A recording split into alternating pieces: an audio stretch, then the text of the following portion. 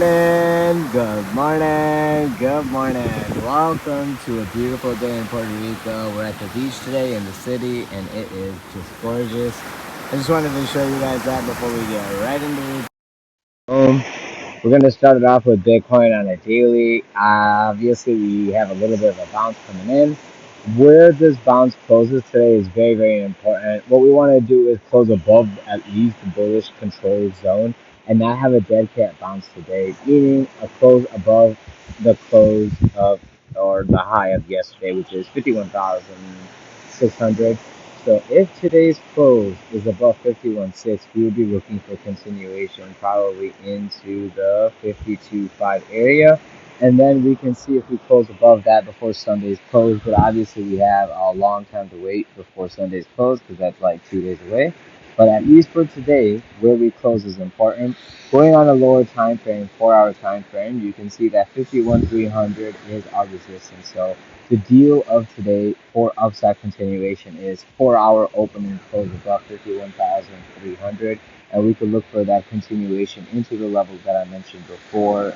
Obviously, until we close 4 hours above 52,000, we're not really looking for 52.5 and whatnot. So, first step, 51.3, 4-hour open and close above it. We can look for 52 and then more. If we close a 4-hour underneath 51,000, though, that's a risk for downside continuation to go test into that 49.8, okay, 850-ish. And then from there, we can see if we close under that, meet that for today's daily close. And that will obviously give us a range for next week. But right now, what we're putting in is a pretty decent bullish engulfing bounce on a daily time frame for Bitcoin to engulf today and continue into tomorrow, causing a short squeeze. And then that would basically roll over into a weekly continuation for upside on a weekly time frame, meaning this little weekly pullback we had is all. And then you have the next weekly engulf and look for higher, kind of like right here. So that's basically all I wanted to point out about Bitcoin. Let's go to ETH real quick on a daily. Same thing, very close to bullish engulfing on a 4-hour time frame. Basically, repeat whatever I said on um, Bitcoin, but going to ETH on a 4-hour time frame. If you can close above 29, basically 3,000. 4-hour opening close above 3,000, we should be going testing back into that 30.50. And then we're not looking for 3,000 as really anything, just a temporary pit stop, pushback. I'm looking for that 32, I think it was on the fibs. And you're going to have to go back on the other channel, the other video to go see because I'm not at my computer today, guys. I'm mobile mode. But everything right now on TradingView on daily looks good for upside continuation. We tested the bottom and we didn't break it. We actually put in a higher low if you look at that on a 4-hour. And that looks good for upside continuation. So if everything was good into the weekly close, we should be looking for a beautiful close on weekly and continuation to test the top back at 3,000-ish next week as weekly opens into Sunday. And Bitcoin is trying to look like this, but ETH is, I cannot say anything really negative about ETH. Okay? Now, if you look at ETH and you look at Bitcoin, you can see Bitcoin is giving you a signal of warning of downside. With that bearish divergence, if you look on RSI, you have bearish divergence, okay? On RSI, meaning that coming all the way over to here, from here to here, you have less strength. Okay, this is like a short squeeze situation with low order book volume that caused this occurrence. Okay, now if you come back and you test this level at 45.8 and then you don't go under it and then you hold sideways, then the next leg we get up after resetting these oscillators can look for that all-time high break that everyone is looking for on Bitcoin on a weekly. ETH on a weekly.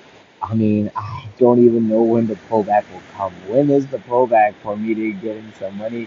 Because I need freaking ETH to claim some airdrops, free airdrops that we got from Smart Layer. About $200 as of today's value. I got like 33 tokens and it's around $6 each. So basically around like $200 you got for free for just clicking a few buttons. And right now, ETH on a daily is in bullish control zone, so I really cannot. We can even take the low. So as of right now, it looks like we're gonna take yesterday's high out, and then how high we close above that between today and Sunday's close is what we need to see. If we get to that 32, I'm going to laugh. If we close above it, I'm going to look for 32 as support. If we close under it, I will look for 32 as resistance, and then we can see where the weekly support is next week to see where we can look for the next like BCA opportunity for upside continuation. Basically, uh, keep in mind that Dixie is closed. Quick look at CME. We have about a $600 gap to the upside on Bitcoin. So you have a lot of space on Bitcoin. And you got about $30 on ETH. Okay, so the gap on Bitcoin is way bigger than ETH, so take that for what you will. If I was going to do any kind of weekend warrior scalp, it would be looking for that long. So aside from that, guys, have a great weekend. I hope this video wasn't too annoying with the waves in the background.